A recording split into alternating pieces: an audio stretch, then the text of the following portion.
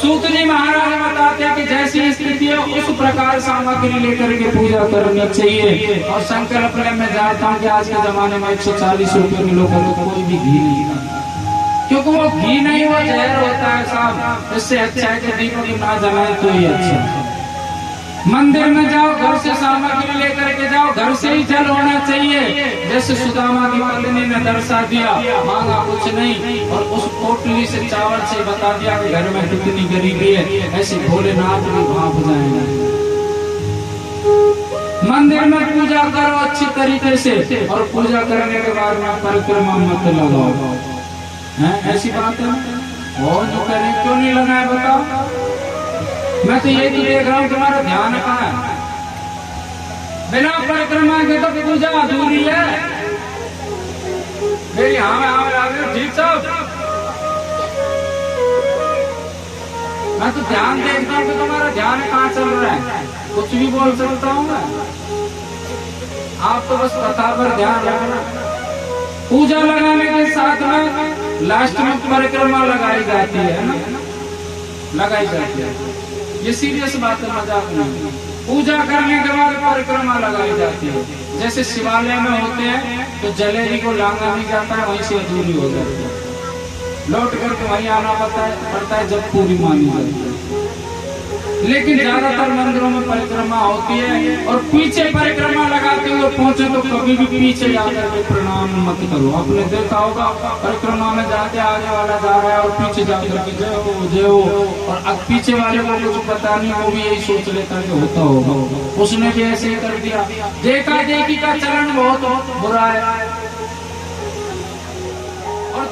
तो देखा देखी का चलन आजकल ज्यादा है। और जो मंदिर के पीछे जाकर के प्रणाम करता है वो अपने पुण्यों को नष्ट करके आ जाता है, क्योंकि भगवान की पीठ में अधर्म का वास है। और जो पीठ को प्रणाम करता है भगवान के अपने पुण्य सारे नष्ट कर देते हैं।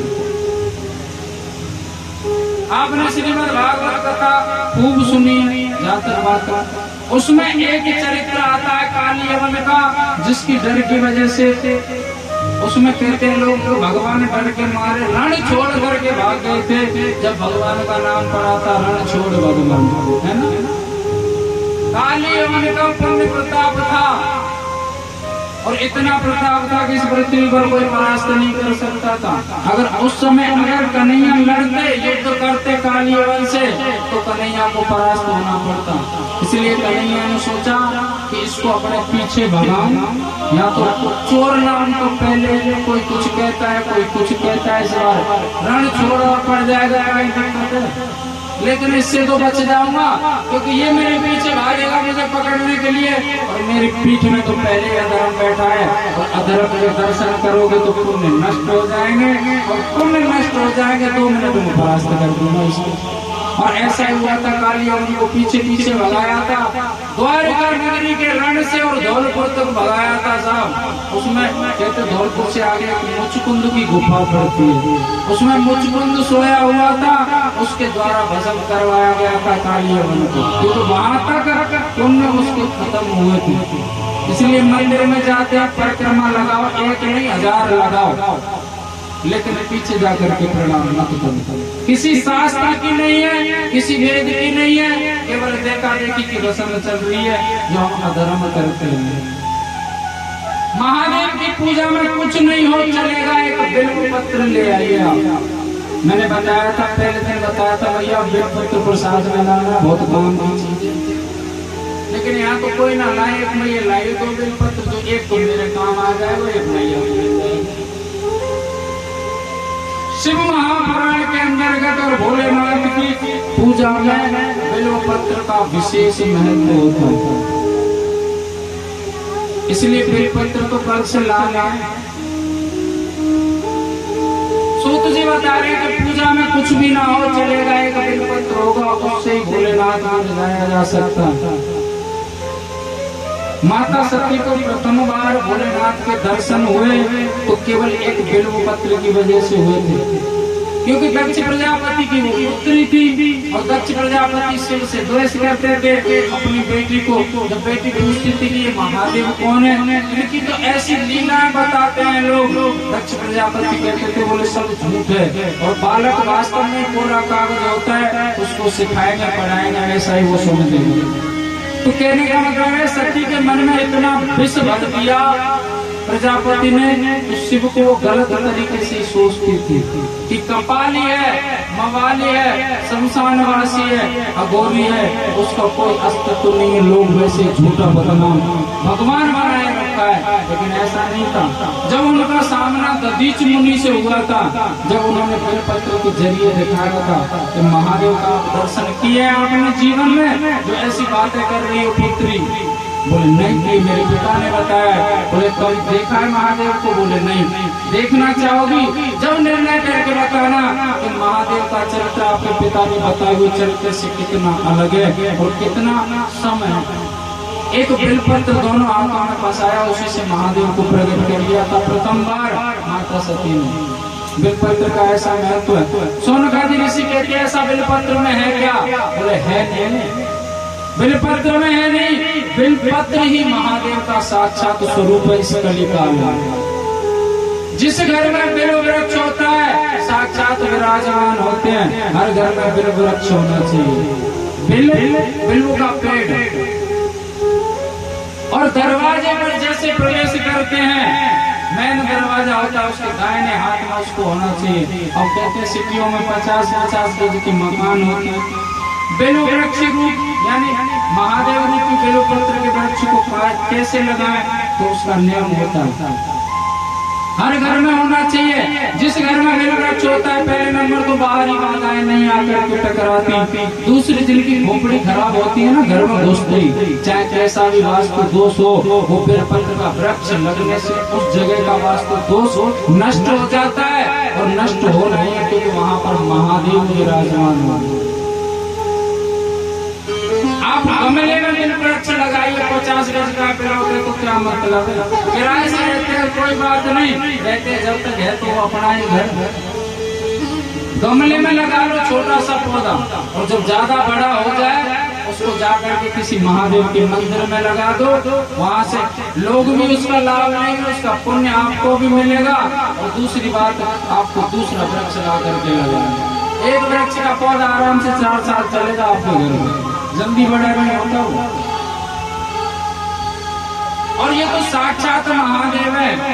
पहले नंबर आप मंदिर नहीं जा पाते कोई बात नहीं, उस वृक्ष के नीचे बैठ कर के पूजा करो। जिस प्रकार माता तुलसी की सेवा होती है उसी प्रकार बेल वृक्ष की सेवा होती है। पूजा के लिए बेलपत्र चाहिए, तोड़ करके ले आओ, लेकिन इसके नियम होते हैं जैसे माता तुलसी के होते हैं।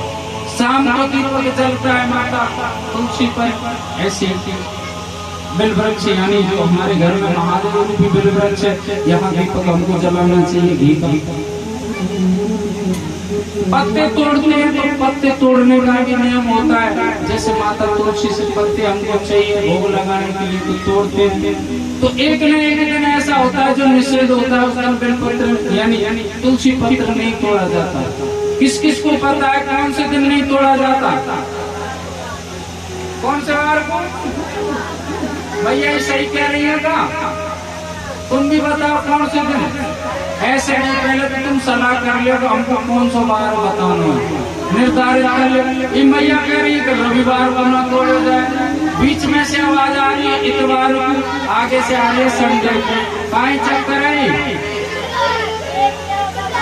शुक्रवार बेटा तुक्का मत मारो। हाँ पहले एक बताओ, ऐसे तो 3 बताती चक्कर पड़ जाएगा। इधर की मैया कह रही है कि रविवार, बीच में कह रही है इतवार, इधर कह रही है संडे। एक बताओ कोई सोचो। अच्छा इनको मतलब ही एक ही हो, फिर तो ठीक है, फिर तो ठीक है। चक्कर पड़ में तो कथा ये भूल जाऊंगा या हिसाब से। फिर इतवार के दिन, रविवार के दिन और संडे के दिन और सूर्यवार भी इसको कहते हैं। इन चारों का मतलब एक ही है। इस दिन बेलपत्र नहीं तोड़ा जाता। एक आधा तुलसी पत्र नहीं तोड़ा जाता, और एकादशी के दिन बेलपत्र नहीं तोड़ा जाता, और एकादशी में अगर द्वादशी के अंदर एकादशी मिश्रित है, सम्मिलित है, तो उस दिन भी ये तुलसी पत्र नहीं तोड़ा जाता, ठीक है ना। लेकिन बेलपत्र के कुछ अलग ही नियम है। ये 3 दिन नहीं तोड़ा जाता सप्ताह में। पहले नंबर इतवार को बेलपत्र नहीं तोड़ा जाता, दूसरा सोमवार को बेलपत्र नहीं तोड़ा जाता, और तीसरा गुरुवार को नहीं तोड़ा जाता, है ना। अगर भूल जाओ तो आज के दिन की वीडियो निकाल करके देख लेना, आपके यहाँ की उसमें मिल जाएगा। अब हमको सोमवार को पूजा करनी है, लेकिन बेलपत्र तोड़ना तो निषेध है। हम कैसे पूजा करें भोलेनाथ की? तो कहते हैं बेलपत्र तोड़ने के लिए 4 दिन दिए हैं। सर्वप्रथम बेलपत्र 6 महीने तक बासा नहीं होता, 6 महीने तक खराब नहीं होती। बेलपत्र का ऐसा विधान है कि अगर शिवलिंग पर चढ़ा हुआ है उसको उठाइए, भोलेनाथ से मांग करके, और उसे दोबारा धोइए, फिर चंदन टीका करके फिर चढ़ाइए। एक भ्रांति बना रखी है लोगों ने कि बेलपत्र थोड़ा सा कटा फटा मिल जाए कि ये खंडित है। शिव महापुराण बता कहते हैं कि बेलपत्र कभी खंडित नहीं होता।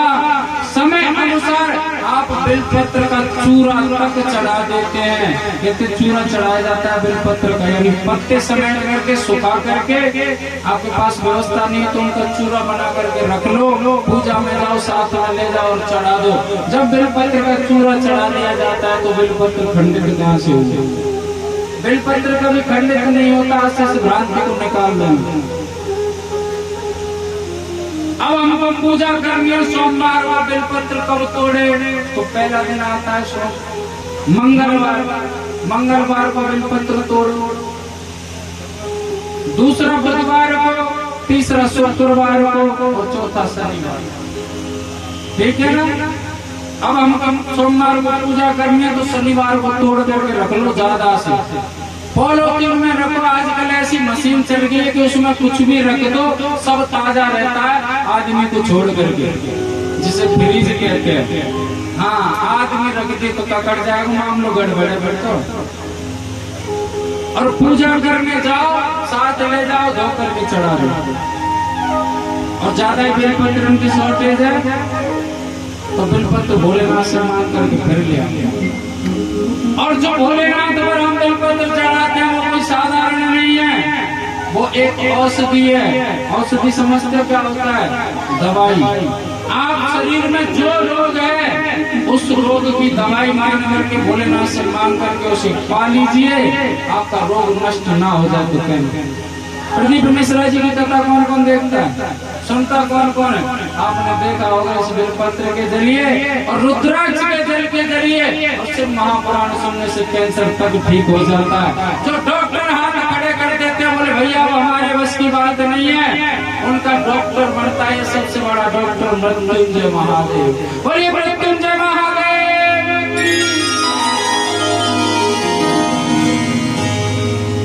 इसमें तिथियां भी होती है और एक तिथि नहीं होती। एक पहले नंबर प्रतिपदा को बेलपत्र नहीं तोड़ा जाता। प्रतिपदा किसे कहते हैं?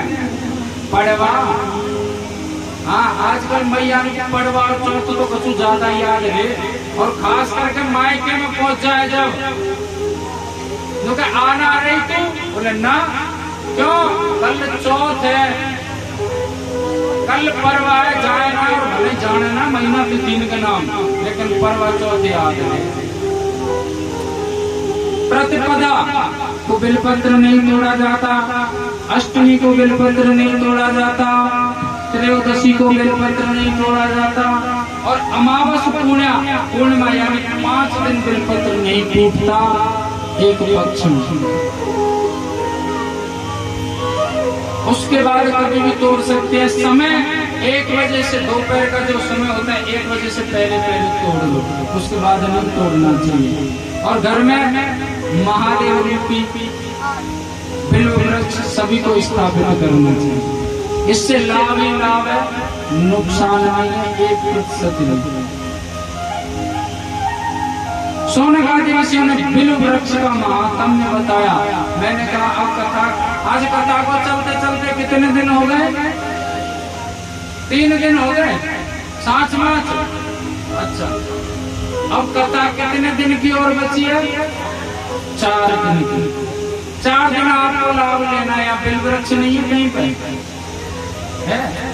एक काम करना, कोई भी एक भगत मंदिर में है बिल्व वृक्ष का, कोई भी एक इस पुण्य को ले लेना कि नर्सरी से एक वृक्ष लेकर के आना और 4 दिन तो यही रख देना, उसको गमले में स्थापित करके।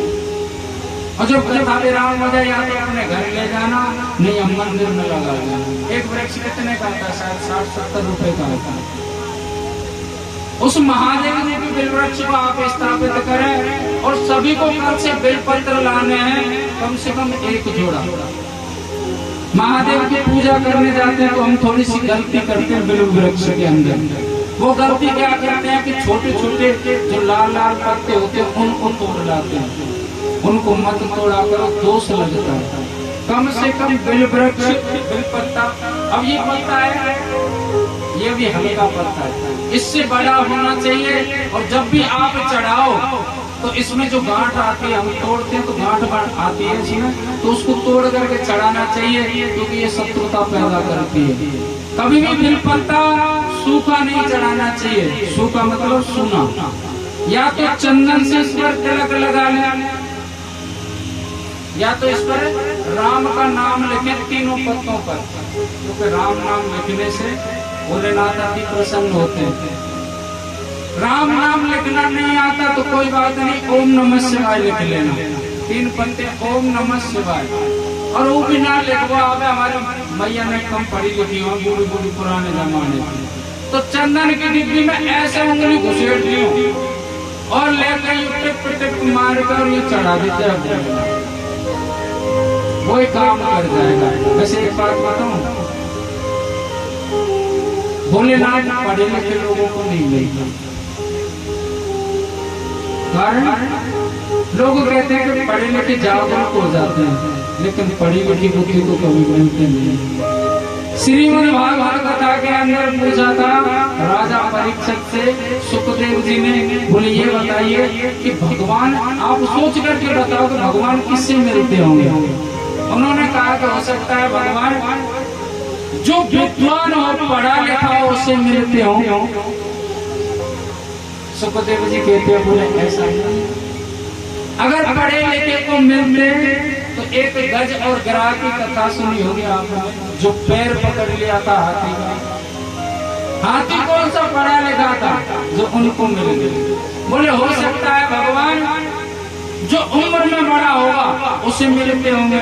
बोले ऐसा भी नहीं, अगर उम्र भगवान देखते भगत की तो ध्रुव तो 4 कहते 5 वर्ष के थे वो, केवल ध्रुव जी महाराज, उनको भगवान ने दर्शन दे दिए। और पढ़े लिखों को मिलता तो गोपी ने कौन से वेद पढ़े थे जो कन्हैया ने उनके साथ में लीला की? मीरा तो पाठशाला गई थी, ऐसा नहीं है। तो हो सकता है भगवान उनसे मिलते होंगे जो दिन में 50 बार नहाता होगा।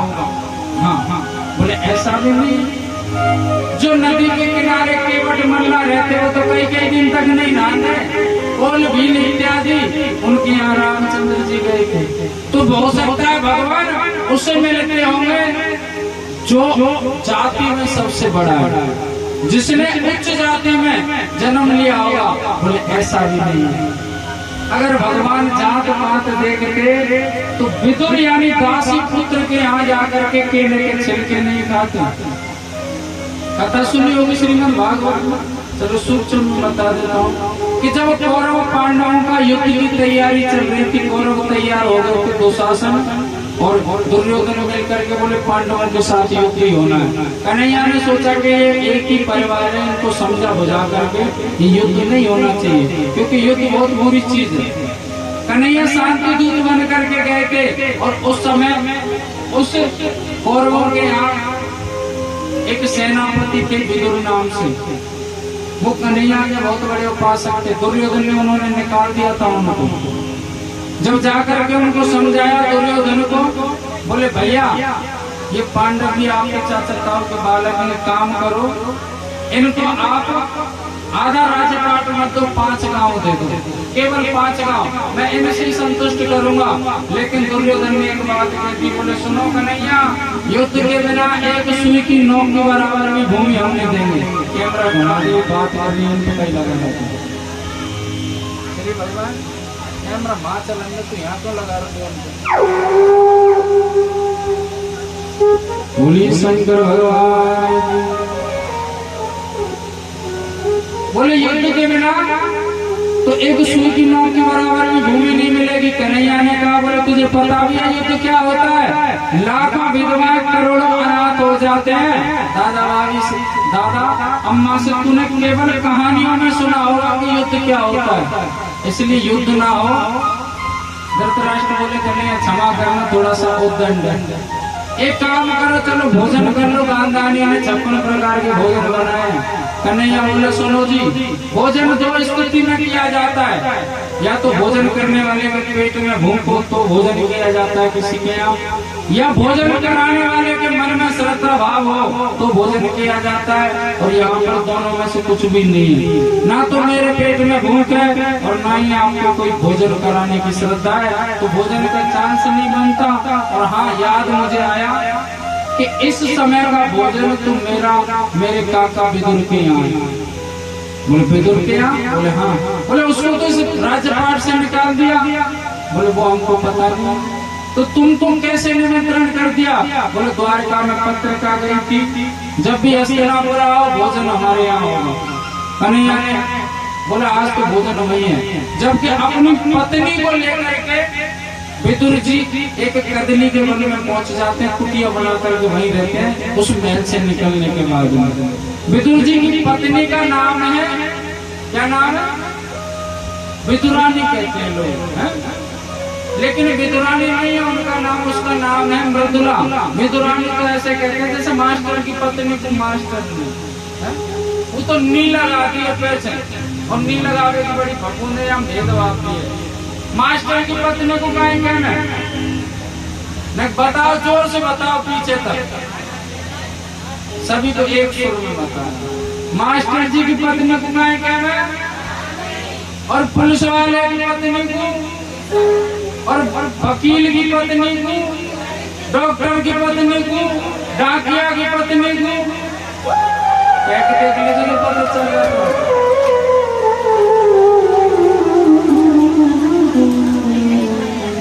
हाँ, जब नी लगा रहे तो शौक है, यहाँ भी लगाओ, पता चल जाएगी भेदभाव करते हैं। उनका नाम था मृदुला, बेटा बैठ जा। उनकी पत्नी का नाम है मृदुला, लेकिन विदुर जी की वजह से उनको कहते हैं विदुर और उनको कहते हैं विदुरानी। जब हस्तिनापुर जब कन्हैया की ये बात सुनी, विदुर जी को पता चला कि जब इन्होंने कहा कि कुटिया में पहुंचेंगे, घर में कुछ है नहीं, भोग लगाने के लिए बाजार में पहुंचे, सामग्री लेने के लिए कन्हैया पीछे से पहुंच गए और कड़ी खटखटा दी। बोले काकी, और काकी, और काकी उस समय पर स्नान कर रही थी।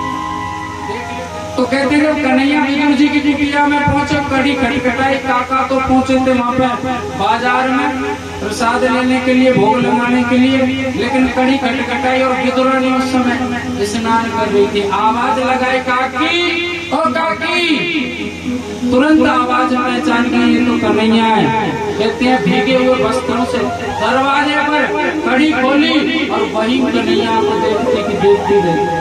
1 मिनट हुई, 2 मिनट हुई, 10 मिनट हो गई, कन्हैया बोले काकी देखती रहोगी या अंदर भी बुलाओगी?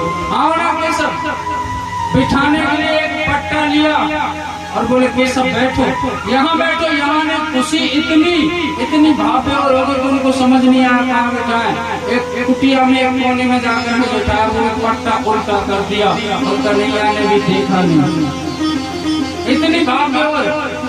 कन्हैया थोड़ी देर में बोले काकी भूख लगी है। बोले काका तुम्हारे आते होंगे, कोई बात नहीं, हमारे यहाँ बड़ा सुंदर केले का वन है, उसमें से फल लेकर के आते हैं। टोकरी ली, फल तोड़ करके लाई, पत्थर सामने डाल दी, फल छीन दिया, छिलका पत्थर पर रख दिया, फेंक दिया। पाओ केशव, और केशव भी देख रहे हैं, गौर से कहते हैं भाव विभोर हो गए भक्त और भगवान दोनों।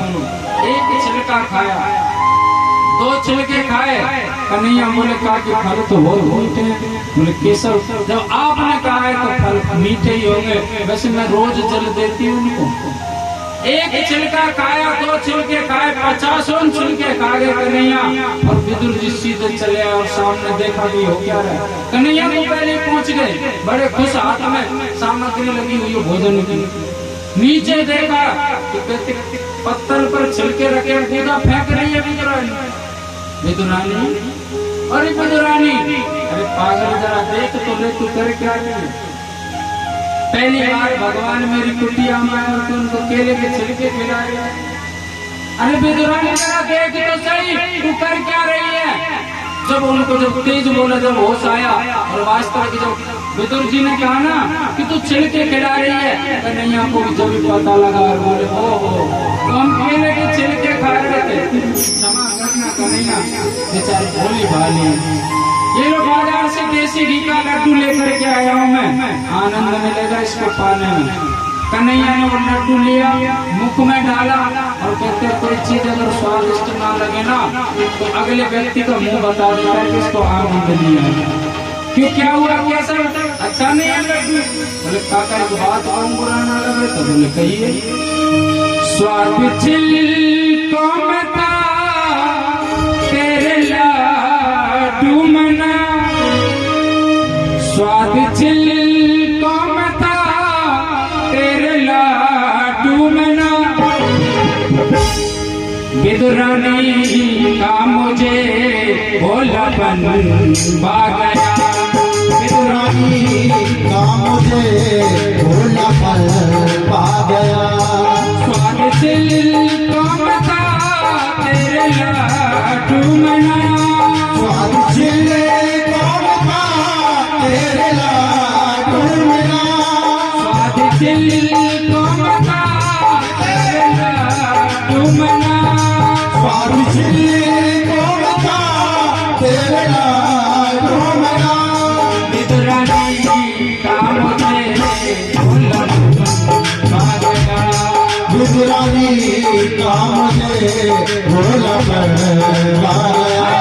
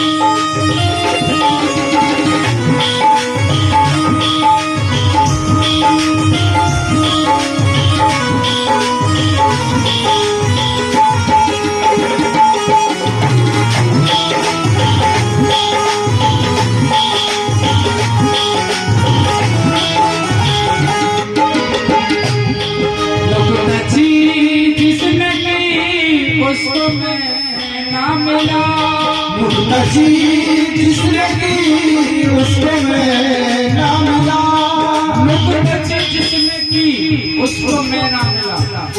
जो मेरे ऊपर तर्क करता है या पढ़ी लिखी अपनी बुद्धि लगाता है, मेरे भक्तों को परेशान करने की कोशिश करता है या परीक्षण करता है, उसे मैं कभी जीवन में नहीं मिलता।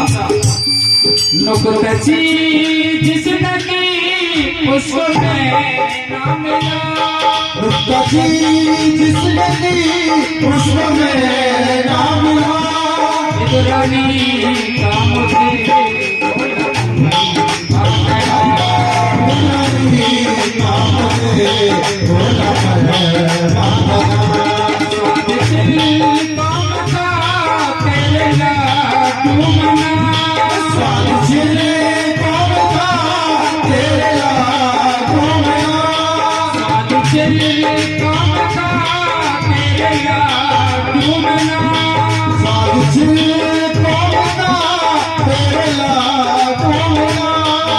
तो बेटो रानी के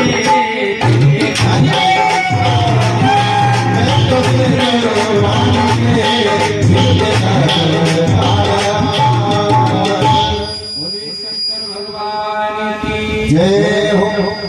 विदुर जी कहते हैं कि काका जो स्वाद एम केले के छिलकों में था वो तुम्हारे इस लड्डू में नहीं है। और सत्यता यह है कि मुझे नहीं पता मेरी काकी ने मुझे क्या खिलाया, लेकिन जो भी खिलाया वो प्रेम से खिलाया, भाव से खिलाया। मैं कोई धन दौलत नहीं देखता और ना ही मुझे धन दौलत अच्छी लगती, मैं तो केवल भक्त का भाव देखता हूँ। जब तो कहते हैं कि भाव का भूखा हूँ मैं और भाव ही एक सार है, भाव का भूखा हूँ मैं और भाव ही एक सार है। भाव से मुझको भजे तो भव से बेड़ा पार है। परमात्मा को भाव की आवश्यकता होती है, आपको धन दिखावे की आवश्यकता नहीं होती। तो भोलेनाथ की पूजा में कुछ ना हो बिल पत्र ले जाइए, भोलेनाथ की पूजा में बिल पत्र भी ना हो तो आप भांग धतूरा ले जा सकते हैं। भांग धतूरा जो भोलेनाथ पर चढ़ता है, आजकल की जनरेशन उसका सेवन करती है, भांग पीने का, गांजा पीने का। अगर कोई सभ्य व्यक्ति, बुजुर्ग व्यक्ति, सम्मान्य व्यक्ति कहता है भैया बोले ये सब गांजा भांग मत पिया करो, अच्छी बात नहीं है। बोले क्यों नहीं है? इसको तो भोलेनाथ ने पिया था। और सत्यता है शिव महापुराण के अंदर 24,000 श्लोक है, 24,000 श्लोकों में एक भी श्लोक में वर्णन नहीं है कि भोलेनाथ ने भांग खाई हो या गांजा यानी गांजा पिया हो या धतूरा पिया हो। भोलेनाथ ने इन सबको अपने ऊपर अर्पण करवाया, क्योंकि ये संसार में रहेंगे, क्योंकि संसार का अच्छाई भी है तो बुराई भी है। इस संसार में ये अवगुण रहेंगे तो सांसारिक लोगों पर गलत असर पड़ेगा, और जिस चीज का गलत असर पड़ता है उसे भोलेनाथ अपने ऊपर ले लेते हैं। यानी संसारिक जो भक्त हैं उन पर कष्ट आने से पहले उस कष्ट को भोलेनाथ सहन करते हैं, भक्तों पर नहीं आने देते। लेकिन लोग कहते हैं कि भोलेनाथ की बूटी है, चलो मान लिया कि भोलेनाथ की बूटी है तो भोलेनाथ ने जहर भी पिया था भैया, एक दो बूंद लेकर के देख लो, पता चल जाए कि आप कितने बड़े भगत हैं भोलेनाथ। कहने का मतलब है कि भगवान ने अगर कोई सुंदर लीला की है, सुंदर चरित्र धारण किया कि इस लीला से हमारा जीवन संवर सकता है, उसे अपने चरित्र में धारण नहीं कर सकते ये सांसारिक लोग। अगर कोई बुराई अवगुण का व्यसन की वस्तु है, उसके लिए कहते हैं कि भोलेनाथ की बूटी है, भोलेनाथ ने ग्रहण किया। पहले नंबर तो ग्रहण नहीं किया, और किया भी है तो मान लिया तो आप भोलेनाथ के भगत हुए। तो भोलेनाथ ने जहर भी पिया, जरा ले लो, एक बूंद ले लो, काफी। उसके बाद में कहने की आवश्यकता नहीं पड़ेगी। लेकिन वो अवगुणों को लोग जल्दी पकड़ते हैं, अच्छाई को नहीं पकड़ते। साधु एक शुद्ध भाव से भोलेनाथ के पास जाइए, चाहिए 2 मिनट, कल्याण कर देते हैं। लोग कहते हैं कि भगवान के मंदिर में भूखे पेट जाना चाहिए, कुछ खा करके नहीं जाना चाहिए, ऐसा भी कुछ नहीं है। 24 घंटे के लिए भक्तों के लिए दरवाजे खोल रखे हैं महादेव ने कि जब समय हो जाए खा करके आजा, पी करके आजा, सो करके आजा, लेट करके आजा। हाँ, भोलेनाथ ने शमशान सुन रखा। भोलेनाथ को पता है कि एक बार तो आएगा मेरे पास, भले लेट करके आएगा, और जाता है शमशान में, मिलता है, तैयार हो जाता। जिस स्थिति में जाना चाहे उस स्थिति में चला जा, भोलेनाथ को सब स्वीकार। लेकिन बनावटीपन नहीं होना चाहिए। बिल्कुल आप कल से साथ लेकर के आना, या शिव महापुराण पर चढ़ाने, और वो शाम को प्रसाद में बटने, उन सब का भक्षण करना होता है प्रसाद रूपी। शरीर में कैसा भी रोग हो वो बेलपत्र नष्ट कर देता है, इसे वैज्ञानिक भी मानते हैं। सबसे पहले तो ये जो माइग्रेन का दर्द होता है ना, वो घर घर में चल रहा है आजकल। जरा सा सोच ले, तुरंत दर्द शुरू। माइग्रेन के दर्द को खत्म करता है, और यूं हर बीमारी का इलाज है इस बेलपत्र के अंदर। जिसकी दवाई बना करके खाओगे उसी में काम करेगा। और रुद्राक्ष का जल, भोलेनाथ का रुद्राक्ष ये साक्षात भोलेनाथ का ही स्वरूप है, जो असुरों से पैदा हुए थे। ये रुद्राक्ष की जल की प्रक्रिया है, जल पान करना चाहिए। उस रुद्राक्ष को लेने के लिए कहते सीहोर में प्रदीप मिश्रा जी ने बांटे थे। इस बार शिवरात्रि पर लोगों की भीड़ लगी थी, बता रहे थे कि 5 लाख लोग इकट्ठे होंगे, लेकिन वहाँ 30 लाख पार कर गए। इसलिए इस रुद्राक्ष के लिए तो रुद्राक्ष का जल भी आप पान करें। ये अभिषेक में चलता है, इसमें रुद्राक्ष पड़े रहते हैं, इनसे मान करके ले लिया करो प्रसाद के बाद में शाम को। हाँ, खूब पियो। और जिनको भोले जी तेरे दरबार में, बाबा जी तेरे दरबार में, भोले जी तेरे दरबार में, बाबा जी तेरे दरबार में, मैं तो नाचूंगी जोगन बाबा जी तेरे दरबार में, बाबा जी तेरे दरबार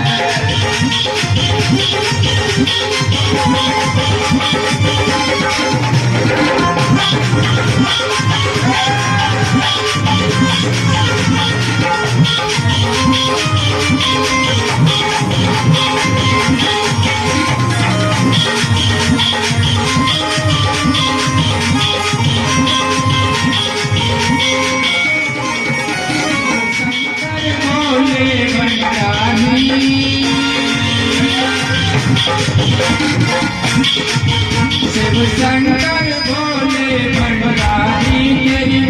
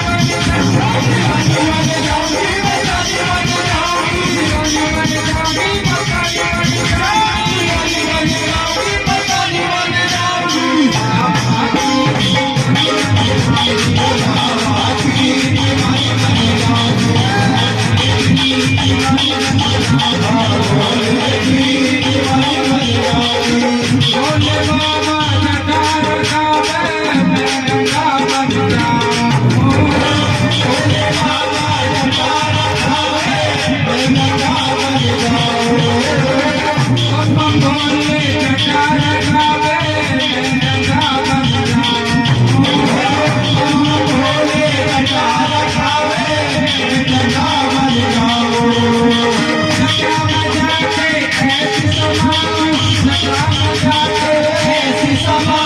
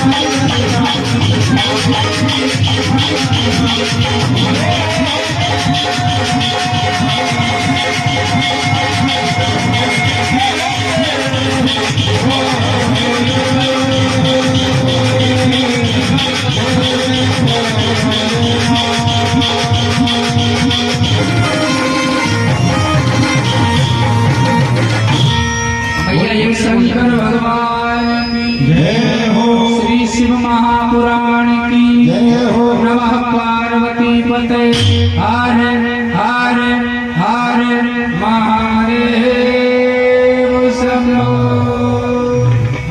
हरि ओम चंद्रमा मनसो जातो हो सजो जायनो होतादायुष प्राणि च मुखादविरायतो।